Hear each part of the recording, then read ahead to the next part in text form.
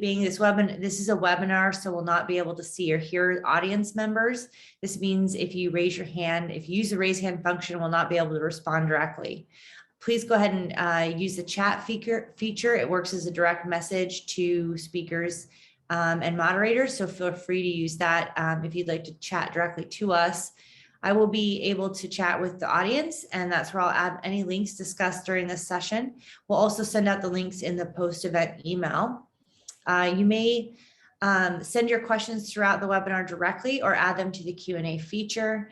If you have the option to submitting questions anonymously as well, if that's preferred.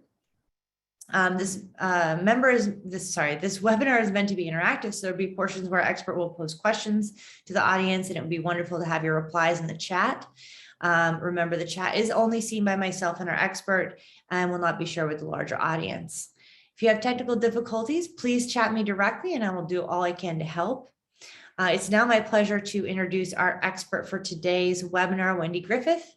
Wendy is a licensed clinical social worker and program manager of MD Anderson Cancer Center's AYA program. She has over 15 years of healthcare experience that includes clinical work with patients, caregivers, and macro level work involving project development, management, and quality improvement. Wendy has worked with children and young adults for over a decade, starting with her undergraduate and graduate internships, where she first found her love for oncology.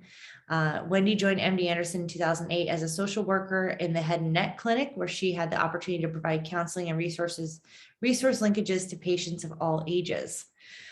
With that, Wendy, I will hand it over to you. Awesome, thanks. Hi, everybody. I'm going to go ahead and share my screen. And just give me a second to make sure I'm in the right presenting mode. Let me swap this over. Okay. So thanks for the introduction, Mindy. So yeah, my name is Wendy Griffith, and as you can tell, a lot of my experience has been in cancer. And cancer, of course, is both an acute and chronic illness, depending on what type of cancer and what the treatment is. I also have family members with some autoimmune diseases. And so I'm kind of pulling from a lot of different bases as I come to you with this Building Your Caregiver Toolbox presentation. So definitely ask some questions, be in the chat. Definitely want to make sure this is as applicable to everybody as possible. So there's a lot that we could cover today, and I'm going to try to synthesize it in saying that there are a lot of needs and they go on a lot of different spectrums. And so one of the ways I try to conceptualize this with people is, you have the acute needs all the way into the long term. So right at diagnosis, right what's happening, acute phase, and then all the way into whether that's 5 years, 10 years, 20 years, or lifelong. So you've got the acute needs, long-term needs, and then you have the practical needs all the way into the emotional needs. So primarily I'll focus a little bit more as I'm talking on the acute and the practical needs. So kind of like really what you need at the beginning of things. I know at the summit next weekend on Saturday, we're going to continue this conversation and talk a little bit more and get more even into depth about some of the more emotional and long-term, but I'll try to kind of capture everything here as well. So as a caregiver, you wear a lot of hats. There are a lot of different roles, and I don't even think this is really all of them, but this hopefully summarizes some of the big buckets. So first you have the provider of the basic needs. So that's sometimes food, toileting, clothing, activities of daily living. So truly the things that the patient needs to get through the day. Sometimes you're really the one that's facilitating all of that. Then you have logistics. So that's the transportation, lodging, meals, medical appointments, work, kids, sort of everything that happens at home and through medical care and just everything that implies. Then you actually have the medical care. So really managing their medications, the supplies that they might need, ordering the supplies, providing the supplies, like using the supplies, getting them fixed. Sometimes you end up being the physical therapist, the occupational therapist, or you're the one trying to coordinate all of that care. It's also just the doctor's appointments and the unexpected admissions, and sometimes the visits to the emergency room. So really coordinating all of the medical care. There's also a huge component of advocacy. And I know that people sort of use that term in different ways. I think a lot of times for caregivers, it really comes down to like, how do you advocate for your needs? How do you advocate for the patient's needs? And so that really does come down to vocalizing what those needs are, asking how you can appeal decisions, fixing problems. There's all too often miscommunications or communication gaps or just things that fell through the cracks or actual sometimes mistakes that were made. And so how do you address those? There is a component also, of course, of raising awareness and making sure people understand what sarcoidosis is and what the short-term effects are, what the long-term effects are, how it really impacts your life. So there is a component there in raising awareness, sort of in the medical community, amongst other caregivers, amongst other patients, and really just amongst the general public of what this looks like. And then advocating can really even also include connecting providers. And I'm sure I'm speaking to the audience that knows this all too well, but sometimes you have multiple experts involved in care. And so that also creates an opportunity for sort of this big interconnected web. And it's easy for things to fall through the cracks in that. And so sometimes it really is a lot of work to advocate and get everybody connected and on the same page. And then, of course, you're the support person. So you're often the one providing the emotional support, which I think kind of goes without saying, but there's also the elements of the social support of, trying to maintain some semblance of a social life or being out in social settings. In medical appointments, you're often the second set of ears and second set of hands. And ultimately, you're also the caregiver, sometimes the sounding board for everybody. So it's not just the patient that's coming to you for support, it's everybody around you coming to you for support. And so that's a really big role. All of these are really big roles in of themselves. And again, I'm sure there are plenty here that I didn't capture, but just for the sake of kind of getting these into more smaller chunks, we separated them this way. So this is kind of how I'm going to focus the presentation on.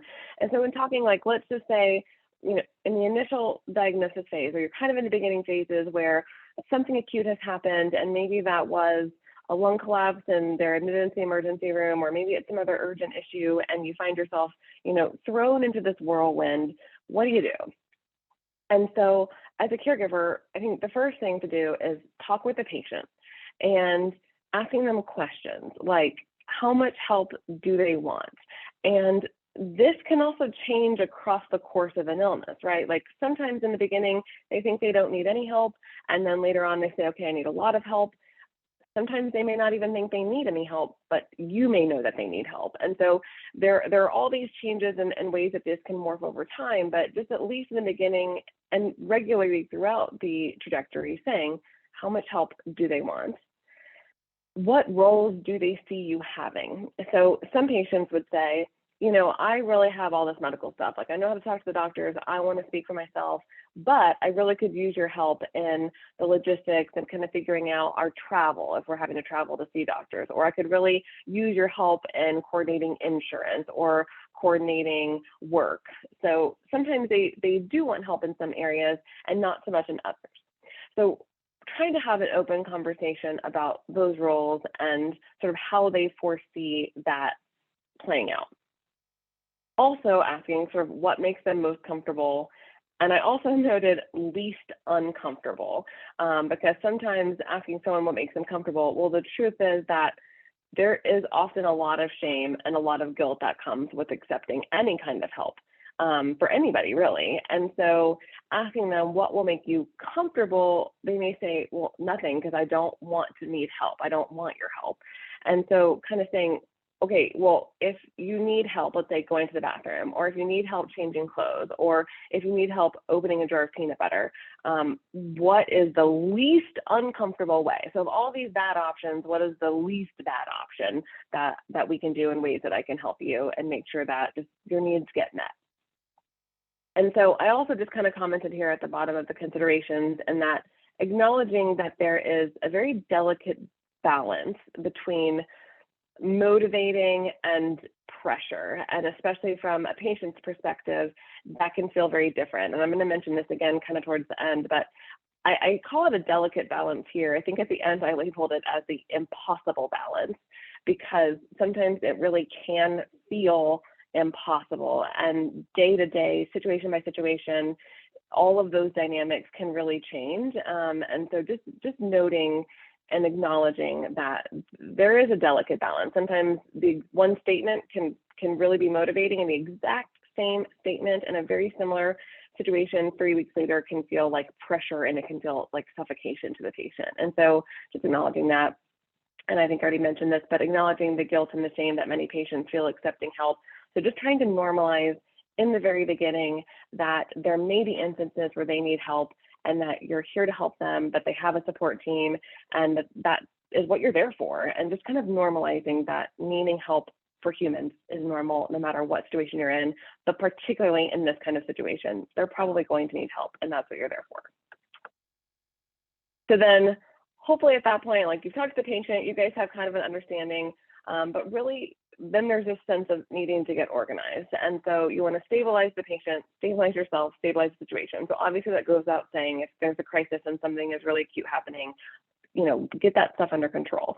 But once that kind of acute phase, the immediate part has ended or is waning, then it's getting all the information that you can. So really getting into this sort of information gathering mode where you're trying to understand everything you can about the diagnosis, everything you can about the treatment options, and particularly everything you can about health insurance. And I have an entirely separate slide just on health insurance that I will touch on in a second. But it really is, it's overwhelming, particularly with sarcoidosis, where there may not be a lot of experts that are close to you, or where you feel like every case is so unique and every patient experiences it so differently, every caregiver experiences it so differently.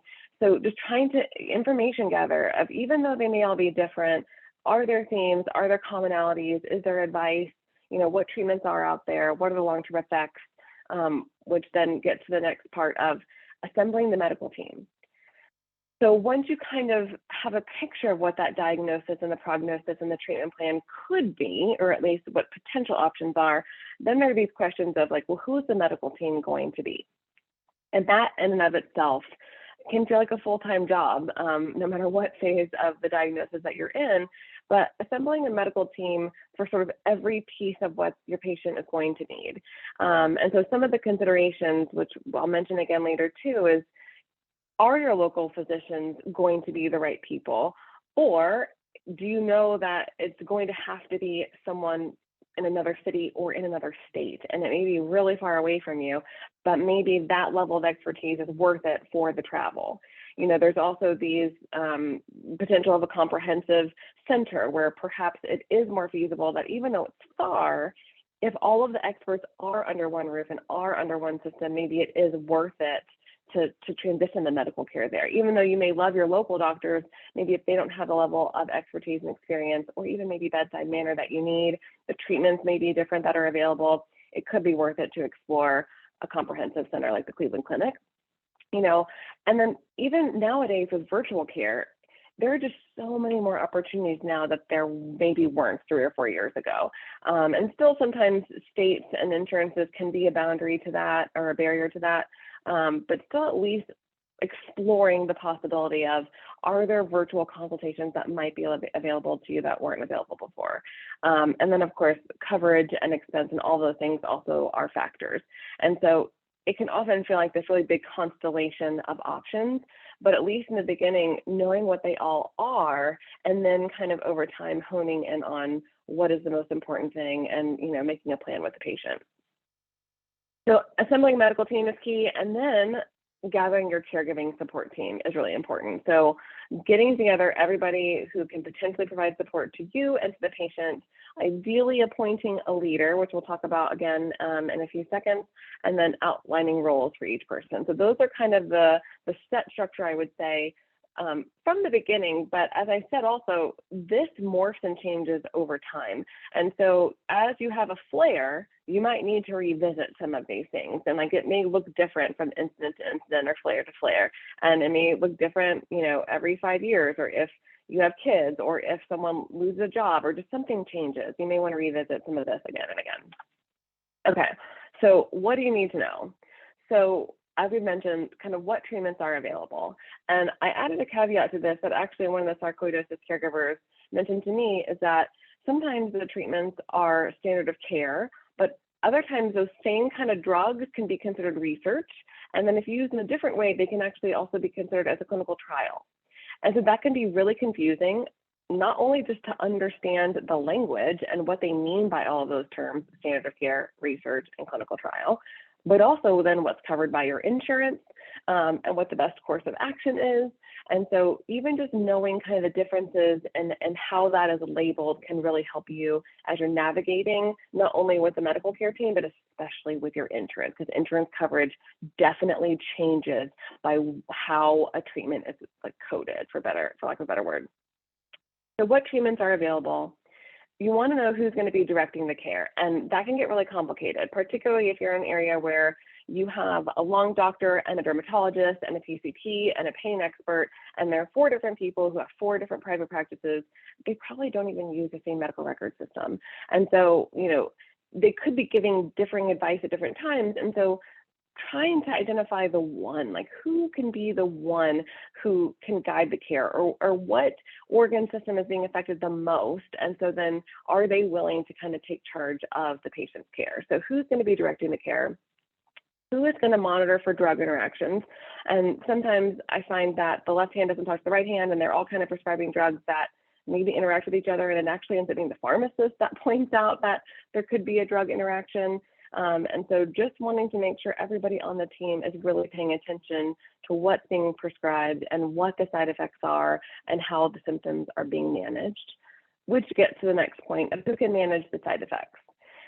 And it can be really frustrating because you have different doctors giving you different pieces of advice, and all they know is their system. They just know, if you're seeing a pulmonologist, like they know lungs really well, but they may not know the skin as well, and they may not be able to treat the same things. And so sometimes it can be really frustrating to feel like you're getting conflicting advice, which is often where a symptom management, a supportive care expert can come into play, but those can be hard to find if you're not in a comprehensive center. So if you're not in a comprehensive center, at least acknowledging with all these involved physicians and providers, who is going to help you manage these side effects. And then where do you go in an emergency? And that can also be a big thing, particularly with insurance coverage and what your medical bills are going to look like. And so knowing kind of where you live, what's around you, what's covered by your insurance, and where can you get the best care if there's an emergency that really can hone in on the sarcoidosis and help. I also noted here medical power of attorney, and I know that can be a difficult conversation for some people to have, but hopefully as we've gone on in society, like these are becoming really normal conversations. Like everybody really should have a medical power of attorney and a living will, and all the advanced care planning documents, but it's not related to prognosis necessarily. It's just truly something everybody should have. And that really can be helpful, especially if you have a case where someone is going to an OR and they're going to be under sedation, then like making sure that you as a caregiver, or if it's not you, but there's another co-caregiver that's going to be the decision maker, like it is crucial to know who the patient would appoint as a medical decision maker if they're having surgery or if they're unable to make decisions for themselves. So I listed it under emergency, but it really should just be something that's planned out from the very, very, very beginning. Chronic illness or not, it's just something that everybody should have. So also highly recommend that. I feel like that could be its own sort of seminar on working through the advanced care planning documents, but definitely recommend those. So we touched on this a little bit already, but who are the experts? All the considerations still apply of identifying who they are and how feasible is it for you to access them. But even so, even if they are your local providers, knowing who is on their team is an understated but so helpful thing to know, because you want to know who their scheduler is, like who's scheduling their appointments. It's not usually the same person as the person who's doing the billing and doing the financial clearance part. Do they have a social worker? Do they have a case manager? What's the after hours protocol? So if you have a need that's after hours or prescription refill that comes through, you realize it's after hours, but it's urgent, like knowing what those pathways are, knowing those phone numbers, those emails, and how you get a hold of all the people on their team, that is critical. How do the providers plan to communicate with each other? So I know some people, some physicians and APPs are totally willing to communicate by email. And so they're happy to be on the email chain and have everybody on there discussing the patient's care. Other times they prefer to not do that and they prefer phone calls, which could be a little bit more challenging. But just coming up with a plan of coordination and communication amongst the providers and yourself and the patient to make sure everybody is in the loop and on the same page. And then I just added one final question here of sort of who else would they recommend you seeing? And so sometimes I find that patients will go to a doctor or a specialist and present a problem, and the doctor may say, yeah, I don't really know. And sometimes we just kind of leave it there and we say, oh, okay, like, I guess I'll go Google it or figure it out, or I guess I'm just stuck with this. But then saying, okay, well, what would you do? And who would you see if you were having this problem? Like, what other options are out there, or what other experts do you know? Or like, you must read research articles. What have you seen being published out there? So like trying to get them engaged and helping brainstorm sort of what the best care options are. So then what do you need to know? And I mentioned this earlier, but the ins and outs of your health insurance plan are also like 10 of the 10 significant must know. One of the best resources for this, and obviously I come from the cancer world, but Triage Cancer has it's a website, triagecancer, I think .org, but they have so many resources for helping. They have guides, they have worksheets, tip sheets, and it's not just for cancer. I think they're applicable to anybody. And so I really recommend looking into those, because you want to know what's covered. And that means services. It means you're going to want to know what your in-network coverage is compared to what your out-of-network coverage is, because that can look very different. Sometimes just by state, that can also change. There is often even sort of a side approval for second opinions. And so sometimes, although a hospital might be out of network, they might approve it as a second opinion as long as you're not getting treatment there, in which case they would consider it out of network. But there are just all these little facets and crannies and things you have to know. And so sometimes it takes time for those to be uncovered. But as much information as you can get in the beginning will be really helpful. Knowing about supplies and what's covered. Some insurance companies have case managers, and I would say that for the most part, I think patients have a pretty good experience with them. Not always, I guess it depends on the insurance company and the case manager, but sometimes those services are included and they are helpful, because you can say, yes, look, I called the case manager, I followed this plan, I took this medicine, I tried this, treatment, and it didn't work. And so then I did have to go seek additional care. And then at least they know that you have followed the recommendations of the insurance company and their own case manager. And so sometimes the insurance company's case manager can be your greatest advocate. That's not always the case. So again, you kind of have to be careful and get to know the person, but they can be helpful. And if it's covered, it's helpful to know. And then also, I see Mindy put in the chat, the Triage Cancer website. Patient Advocate Foundation also has a ton of great resources. So definitely encourage you looking at their website as well. Then there's also the things like these magical words in the insurance world of the premiums, deductibles, co-payments, co-insurance, and out-of-pocket max. And those are all actually completely different things, but sometimes get confused for each other. And I would even say that sometimes doctors' offices and the billing people get confused about these terms and sometimes can give misinformation.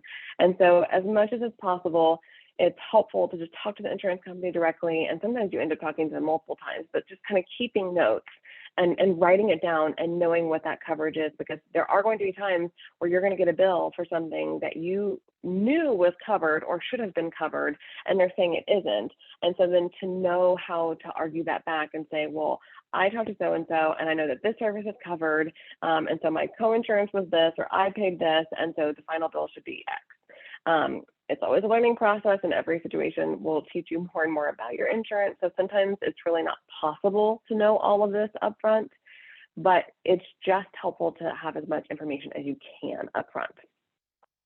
Another thing that's really helpful to know is this magical term called spot agreement.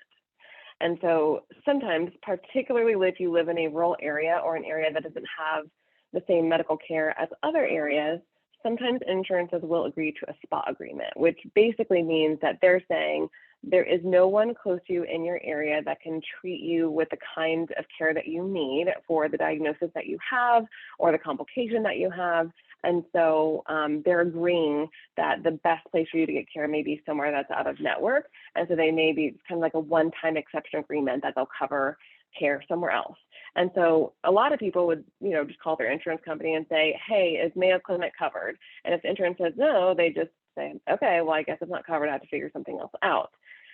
But there are times in certain cases where you can get a spot agreement to be seen somewhere else. So it's at least a question to ask. And sometimes you just have to like keep persisting, which I know is not a foreign concept to caregivers, because I feel like that's all caregivers do is they keep persisting.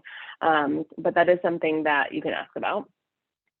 Also, knowing what the appeals process is can be really helpful, because what happens a lot of times is the first response is no. Sometimes it's to a rehab facility, or sometimes it's for a medication, or sometimes it's for a specialist visit. But ask again, or ask what their appeal process is. And sometimes it's a peer-to-peer process, but they don't always offer it. Sometimes they don't say, no, we're going to deny this, but if you still really want to continue, you just have to ask for a peer-to-peer, and then it's possible. I do think some insurance companies are getting better at giving those disclosures, probably because they have to, but it doesn't always happen. Just know it, what you can do, who you can call, and what their process is for that. So health insurance is one big umbrella, but there are a lot of resources out there that can help you navigate that world. So then there's also disability insurance. And so kind of just knowing what those options are. There's short-term disability, there's long-term disability, and depending on who you work for and where you live, there could be additional options. So it could be that you've paid into a plan privately for a long time. It could be that your employer actually offers short-term disability, which happens a lot of times, and employees don't even really know about it until they ask. There's actually even some states offer short-term disability, or they all have a different name, but sometimes your states can offer it.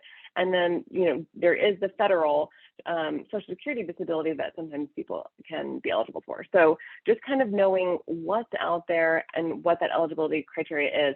Again, in the beginning, it may not seem as useful or as necessary, but as time goes on, you may find those things more and more relevant. And then knowing what your leave options are through your employer. So if you're working, if the patient is working, kind of knowing between PTO and FMLA, or if they have wellness leave, extended leave, short-term disability, unpaid leave, just what are the options to make sure that you can protect your job, but also get the time off that you need to take care of the patient. So all the very practical things, which brings us to logistics. So with logistics, there are often a lot of moving pieces. In any given household, any given day, there are just by nature logistics that make sure everything happens, that things get cleaned and cars get maintained and people get to where they need to go, and groceries and meals and all the things. And so what we recommend, or what I recommend, is to try to sit down and think through those routines day by day, family member by family member, and what does that look like, and what is entailed in all of those. So then it can help you break down the activities and the tasks that you can do, and that you have the physical, emotional, financial energy to do. It's also important to note what the physical, emotional, and financial cost of each of those activities is, so that you understand sort of the toll that it takes as you execute those. So again, it's like the grocery shopping and the cleaning and the driving and the medical care and the errands and getting someone to school or getting someone to work, or whatever the dynamics are in your family. But assessing those things of what you feel like you can do and what you can manage, and then trying to outsource the rest. And again, that's for as much as it's realistic for your family. It's probably not always going to be realistic. Like, of course, if everyone had all the money in the world, they would hire a chef, or they would hire a private caregiver, or they would do all these things. And it's really just not feasible for most people. But at least to set some kinds of plans. And I wrote in here, have a variety of plans. And so what I mean by that is, if you guys are having a great week and things are going really well, and there are no doctor's appointments, and you're not on a high dose of steroids at the time, or your patient's not, then maybe that week things happen as status quo. And maybe everyone's having a great day, so like you're all able to put in all the energy to all of your normal roles and responsibilities. But maybe on a different week where there are multiple appointments, or there's an unexpected admission, or there is a negative reaction to some of the medicines, then maybe the plan B is, okay, so maybe this week we're not going to go grocery shopping, or maybe we're going to order in dinner for 1 or 2 days a week, or maybe we're going to ask our network of people to bring us food for a couple of days that week. And maybe if it's like a really bad week where you just have no brain space, no physical energy, like you cannot fathom even thinking about food or worrying about food, then maybe on those days you just do some kind of meal delivery service or snack kitchen, or you have the pre-made meals delivered to you. So it's really about where's your energy going and how can you cut some of those out so that you're honing in and focusing on you and what you have the capacity for. And what we know about caregivers is oftentimes they can go way, way, way beyond their capacity because they have to, because they're the one who keeps things running. But we just want to try to minimize that as much as we can and make plans. So there are platforms like givenkind.com or lotsofhelpinghands.com that can kind of help keep organized. They have calendar features and communication features to where people in your community can kind of sign up for whatever tasks and things you need. So whether that's a ride to the doctor, a ride home for the doctor, someone to pick up prescriptions, someone just to come sit with the patient while you go get some rest, running errands, cleaning, whatever it is, just whatever kind of help you need. I also added in here the accessibility at home and public, et cetera. And what I was thinking about this was, for some people, depending on what's happening, they may be in a wheelchair temporarily, they may have a walker temporarily, and so there may be sharp corners, there may be fall risks, rugs that slip, just like what around the house could be changed to make something more accessible for you or for the patient. And so we also think about those in public. And so sometimes that takes a lot of forethought to think about what can make the house or the grocery store or the car, anything as safe as possible for everybody. Okay, so then for advocacy and how to advocate, these are the best tips we have. So always, always, always give the name of who you're talking to.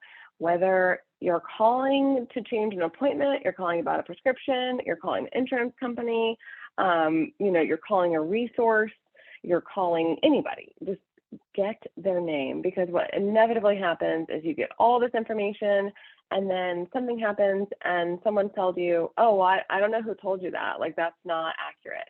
And if you don't know who you talk to, it's much harder to track down and backtrack and get to the root of the issue. Now, sometimes that person you initially talked to that you got the name of, maybe they literally just misspoke. And so just because you know their name doesn't necessarily mean that they were right and it changes the outcome, but at least it can help whoever it is investigate the source of this issue. And hopefully that doesn't happen to any other patients or caregivers in the future. So getting the name of the person that you're talking to, always. Keeping detailed logs of conversations. I know a lot of patients have said that they really like the Abridge app. And it has something where it can record and it picks up keywords and it kind of almost has these like after visit summaries built in for you. The only caveat I would say to that is just confirm with your medical provider that they know that you're using it. A lot of states have rules about recording people when they don't know that they're being recorded. Most doctors are totally fine with it and very comfortable with it, but just it's best practice to make sure they know that you're using the app. But I have had so many patients say it really helps them, especially if they're the only one in the visit. But even if you're the caregiver and you're there with them, it's still helpful to have that third set of ears to really just record that information, pull out those keywords. It also helps you Google terms and look up medications and things. So keeping detailed logs can be helpful, although I know time consuming. So that's why the Abridge app can help. Communicate electronically whenever possible. I've seen this over the course of the years. We used to always just call, but when someone would say, oh yeah, I called the clinic 3 times and nobody answered, but phone calls don't get recorded. And so it's sort of impossible to trace that. Where someone says, hey, I messaged through the portal 3 times, no one responded, there's evidence of that. And there's a timestamp of that. And they can actually backtrack on that. And so for both the provider and for you, the caregiver, it's just helpful to have those kind of timestamps and that kind of documentation. So whether that's email or whether that's through the medical record system, just trying to communicate electronically whenever possible, just so that you have a record. That also can be helpful just because if you ask questions and they answer them back, it can be helpful to have it written. That said, if you're asking a really complicated question, it's likely that the nurse or the APP or the doctor is probably just going to call you because it's too much to type out. But at least sometimes if you just have basic questions or you're inquiring about the status of something or something that was signed or a bill, whatever, then sometimes electronic communication can be really helpful. If you find that you run into a roadblock, which often happens, and you feel like you're getting told no, or you don't agree with the answer or whatever it is, just ask how you can escalate the issue. It's the best thing you can do. Ask if there's a supervisor you can talk to, to say, like, this issue is still not being addressed. Who else can I talk to? Or like, I need to escalate the issue. Like, I understand what you're saying. I hear you. I still just disagree. And I would like to talk to somebody else because I need a different answer, or like, that's not going to resolve this issue. So who else can I talk to about this? And so being firm about the need without attacking the person. So we definitely see that a lot. Like, tempers are hot. People get really angry, and it can be really frustrating when your needs aren't being met, or when just literally someone is in front of you in pain and you're just trying to get them help.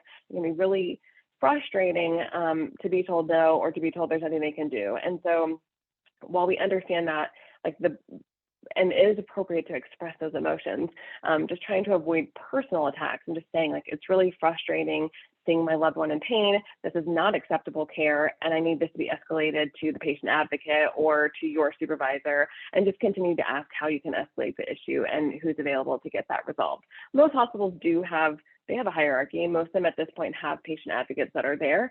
And so just knowing who you can talk to about big systems issues is really important. And then also asking for patient education materials if there's something that you don't understand. And so often this can happen with procedures, with medications, and even if it's something really high level and like a doctor or a provider is talking to you about some kind of new research or clinical trial, it's okay to ask and say, hey, like, you were talking about this clinical trial, can you send me that information? Like, I'd really like to read that too.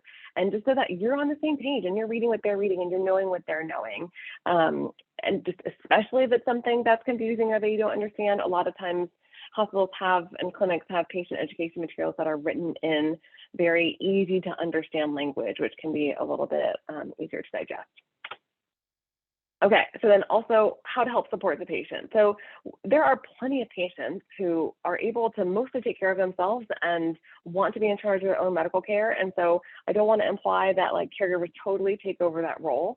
And so if that is the case, where the patient actually, is really involved in over their care, then one way to support the patient is just help them prepare for the visits, like, and all of their medical appointments or any admission or any procedure they're going to have. Help them ahead of time by brainstorming the questions, help them by documenting the symptoms.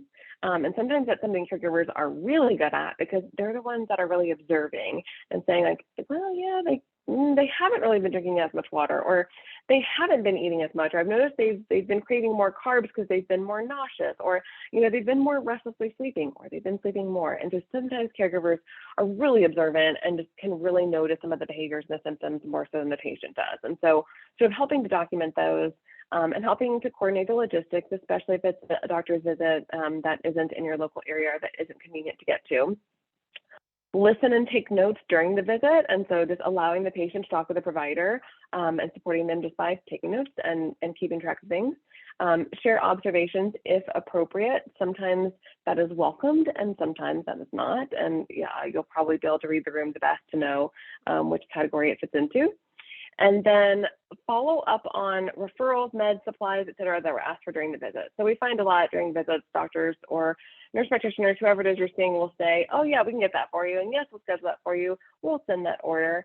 And so sometimes at the end of the appointment, you just think it's going to happen, and then everybody forgets about it. And 2 weeks later, you realize, like, wait a minute, I never got a phone call. Nobody called me. I don't know what happened to that. And so sometimes that can be really helpful for a caregiver to follow up on those things for the patient. Just obviously discuss it with them first and make sure that's the role they want you to take on. Okay, so now kind of moving into the more emotional, sort of supportive, which leads into creating a communication plan. And so this is just a real cornerstone, really important topic and thing to tackle really from the beginning, but it's important to do at any point in time. So especially this comes up at initial diagnosis, there's this overwhelming sense of, like, oh my gosh, now I have to explain this to everybody, or like, now everybody's wondering why we've been in the hospital, or why we had this thing, or why I haven't been at work. So now I have to talk to everybody. And so sort of really listing out, who do you have to talk to? And is it children, grandchildren, nieces, nephews, sisters, brothers, like just family? Is it friends, coworkers, neighbors, acquaintances? Who are all the people that you need to talk to? And what do you want them to know?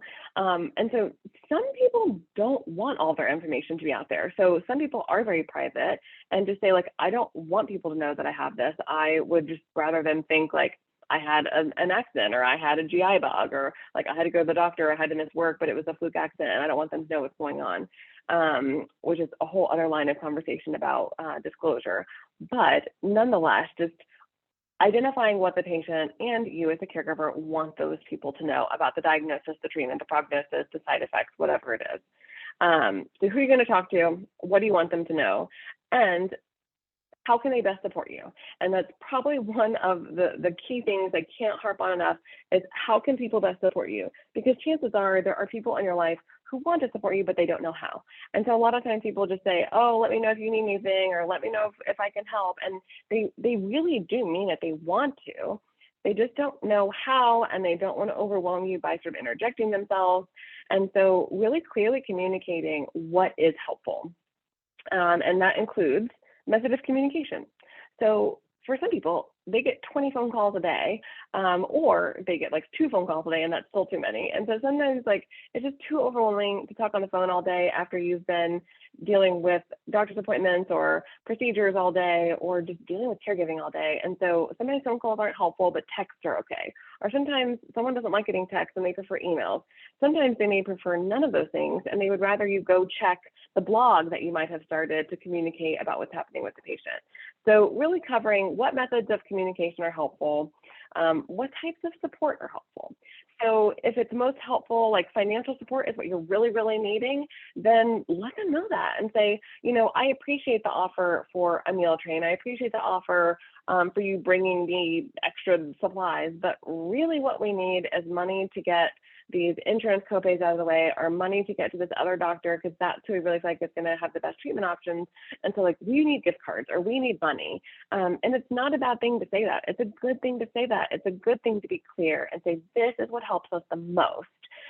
Because what you don't want to happen is for them to give you support in a way that's not helpful at all. And then you're not satisfied and they're not satisfied because it wasn't actually helpful. So let them know what ways they can communicate with you, what types of support they can offer you, and just the frequency of the check-ins. And so maybe it's helpful for people to check in with you every day, and sometimes it's not helpful for them to check in with you every day. Sometimes it's much better if it's on a weekly basis or even a monthly basis. So just acknowledging like, I'm overwhelmed, or I have a lot going on, but like, yes, please keep checking in on me because I may not be doing well in another few weeks, but like whatever you want those regular check-ins to be like. And everything I just said also applies to what is not helpful, and communicating with them and saying, listen, it's not helpful for you to tell everybody about this, or it's not helpful for you to just show up at the house, or it's not helpful for you to offer to take care of our pets. You know, we have all that covered. So it's like, here's what's not helpful. Here's the language that's not helpful. And I know specifically in the cancer world, a lot of times what people will say is, you know, what's not helpful is hearing that God wouldn't give me more than I can handle, or what, you know, what's not helpful is to say it's all going to work out in the end, and like, don't worry. Like sometimes those things just aren't helpful to hear. And so telling people like, this is not what's helpful for me to hear. What's helpful for me to hear is that you're going to support me, or that you're going to check in with me, or that, you know, you're going to honor our wishes, whatever it is, but just clearly communicating what's helpful and what's not helpful. And that also kind of comes down to who and where can they go for questions. And so if that's you, great. If that's another family member, another friend, someone else, like just at least giving people the name of the person who they can go to for questions. Or again, if there's a blog or a Facebook page or something else where someone can go to get information. But just creating a communication plan is key. And I think that also comes really into play when sometimes there's really like overbearing or enmeshed or really codependent family members who just really want to be really involved. And sometimes you actually need to set boundaries and say like, here's actually where I need you, or here's where I need to be protected, and we don't need those things from you. So all of that can be helpful just from the get-go. So then I've titled this planning for difficult conversations, but it doesn't have to mean that they're difficult. But just preparing family members for conversations, this comes in handy with children for sure, but really comes in handy with any adult. And that's giving people permission to answer questions as they feel comfortable. And that applies to you too as the caregiver. Like, you don't always have to answer questions. You don't always have to tell people how you're doing and how the patient's doing and what's happening and what the latest is. Like, if you don't have the energy, you don't have to. But what happens is a lot of times people get caught off guard, and they might just be at the grocery store, or they might be at work, or they might be running an errand, and they run into someone and that person asks them, and then they get trapped in this like 30-minute conversation about everything that's been going on. So just giving yourself and other people permission to answer questions as they feel comfortable. And permission to not answer questions as they feel comfortable. Discussing the questions they may get. And so they may get questions about changes in physical appearance or changes in roles of like, oh, I don't see so-and-so mowing the yard anymore, or what's been going on, or I've noticed that your car's there all the time, like what's been going on, or you haven't been at work as much, or you've been more flaky. And so just like people sometimes are nosy and sometimes it's just being observant. But so being prepared for questions that you might get and that other people might get, and sort of role playing how you would want to respond to that. I mean, I even have a hard time if someone catches me off guard. I'm inclined just to answer the question when really if I had prepped in advance to say like, oh, thanks so much for asking. Like, I can't talk about it right now, but I'll catch up with you later. I don't want to talk about it right now. Or for family members saying, yes, like my sister was just diagnosed with sarcoidosis. That's all I want to say for right now. Like, we don't have any details. I don't want to spread any misinformation. So just, that's all I know. And you know, for updates, check this place, or I'll follow up with you later, or you can ask me again in another month and maybe I'll have more. But role playing what that looks like. And again, I included medical power of attorney just as a reminder. It's hopefully isn't a difficult conversation because it's just such a normal, natural part of things that really everybody should have, but include it there. Again, I threw in this slide about talking to children, even though this may not be relevant to a lot of people, but just in case, like if there are kids or grandkids in the home, or, you know, some patients actually work with kids or work around kids, whether it's nieces, nephews, kids, grandkids, whatever it is. So just in case there are people around you that are young, it can be really hard when sometimes we don't even understand the ins and outs of a diagnosis to be able to say to them and explain to a child like what sarcoidosis is and what it means and what the treatments are going to be like. And so these are some of the tips that we go through with patients, but again, use this if it's relevant, or leave it if, ignore me if it's not. But just letting the kids know that they didn't and they can't cause it. So nothing they did caused this. The younger the kid, the more magical the thinking. And so sometimes they can get into this, we think it's strange, but for them it's just normal that they think, oh, well, I yelled at my dad yesterday and then he got sick. And so like that must have been me. So letting them know that they can't cause it. They can't catch it, that it's not like a cold or the flu.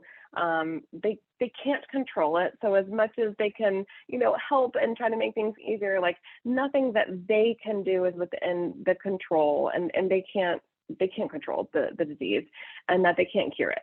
Now we say that saying, hopefully the medicines can cure it, and hopefully time can cure it, but just that the child themselves can't cure it. And this is a big conversation that we have. And I know that this comes more from the oncology world, but I think this really comes up anytime a primary caregiver is sick. Kids worry about death. Like they read books, they see Disney movies. And so just saying, you know, none of my doctors are worried about me dying. Neither am I. I'm planning to do everything I can to get better. And if anything changes, I'll let you know. And just normalizing that for kids. A lot of times that is what they're worried about, and they just don't have the words to verbalize that. Again, I know this may not be relevant to anybody here, but just in case you are a parent and you have young kids, I wanted to touch on that. And then just kind of here summarizing some of the challenges of being a caregiver. There's the physical strain. It's the total physical exhaustion, not only just like being tired, but like your body and your bones being tired. Sometimes there are injuries that happen as you're helping take care of patients. And we know this for sure, caregivers really don't focus on themselves, and so they don't often take care of themselves and go to their own medical appointments because they're so busy taking care of the patient. And so even sometimes their annual PCP visits or their annual well woman's visit, like they just put that stuff off because the patient is what's in front of them and what's most important. And so there really is a lot of physical strain that comes with being a caregiver. Tons of emotional strain, a lot of stress, anxiety, definitely some hypervigilance, especially if you're just always on the lookout for like, is something bad happening? Is that a side effect? Is that a symptom? You know, like they're having trouble breathing. Are we going to end up in the ER later tonight? Like, what is this? And just hypervigilance and constantly paying attention to all symptoms. Emotional strain also of being the target. So we are the meanness to the people that we love, and that means that caregivers often get the brunt of a patient's sort of emotions and what they're going through. And so a lot of times caregivers are the target, and that can be really hard to bear. It can also be really hard to be the enforcer. And sometimes as a caregiver, you're the mean one that has to make them do their breathing treatment, make them take their meds, make them eat when they don't feel like eating, make them drink when they don't feel like drinking, making them move when they don't feel like moving. And so that is really hard. And sometimes that's part of the job that's just not avoidable. Other times, like, yes, it's not so much that something has to be forced, but I mean, we all know that sometimes there are times where they have to have the meds, they have to have the food, they have to have the water. So that can be hard. Of course, there's a financial strain. Tons of information out there about the financial toxicity of healthcare in this country. Relationship strain, and that's a really big thing, you know, for couples at any point in time, whether you've been together for 1 year, you've been together for 30 years, there is a shift in dynamic that happens when one becomes a caregiver for the other. And sometimes it's natural and people handle it really well, and then it brings them closer together. Other times there are patients where it does not bring them closer together, it pushes them farther apart. It really impacts their level of intimacy and their sexual health. And then that just sort of further increases the strain and the feeling disconnected. So I just want to touch on that too. Like, there can be a lot of relationship strain. I mentioned this in the very beginning, the impossible balance between motivating and pushing.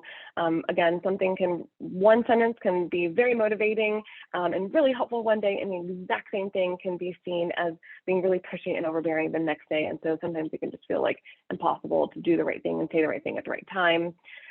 And then, of course, as a caregiver, you're balancing multiple roles to multiple people. So most caregivers are, you know, sons and dads and brothers and friends and employees and consultants and helpers and volunteers. And so they wear a lot of hats. And so it can be hard to be all of those things to everybody. And oftentimes there's not a lot left at the end for you. So maintaining sense of self as a successful caregiver. There's no perfect way or even one right way to be a caregiver. Everybody would make different decisions at different times just based on their mood of the day or how much they slept or what's happening. Like, there are just so many infinitesimal possibilities and factors that go into it. So there's no perfect way, there's no right way. Check in frequently with the patient, with yourself, with your people, just check in. I know that sounds really silly, but we find a lot, especially in relationships, that it's actually not common for people to talk about the impact of a diagnosis on each other, because you're just so busy taking care of the acute things, like what's happening right in front of you, that you're not often sort of zooming out and saying, like, hey, how are you doing? And like, how is our relationship? And like, where have we been? And how does this make us feel? So sometimes there's just no space for that because you're so busy taking care of the acute issues. But sometimes when there is a moment, to try to check in. Only you know how your family functions the best. So truly, you're going to get a lot of well-meaning advice, and sometimes the advice might be really helpful. At the end of the day, you're the one who knows how your family functions the best. Identify the activities and the tasks that you can do. Try to outsource the rest.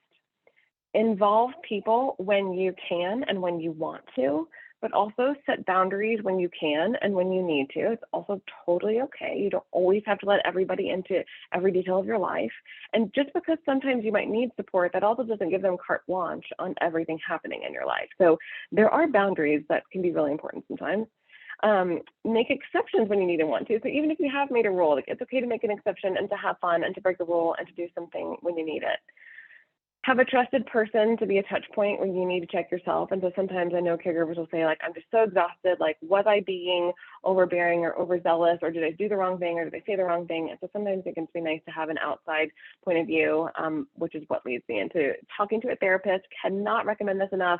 I know caregivers are like the least likely to seek it because they're just so busy taking care of other people, but it could not be more important. And it's like the quintessential stereotypical statement of, you can't help somebody put their oxygen mask on if you're running out of oxygen mask. So like, put yours on first so that you can help other people. They say it because it is true. You have to take care of yourself in order to optimally help other people. So if you can, and you're hearing this, like, this is your sign. Touch base with a therapist, even if it's once a month, but just having that support can be really, really helpful. And then getting connected to resources. So I think that is about at our time, and that is all that I had anyway. So we've perfectly got through it. Any questions about anything?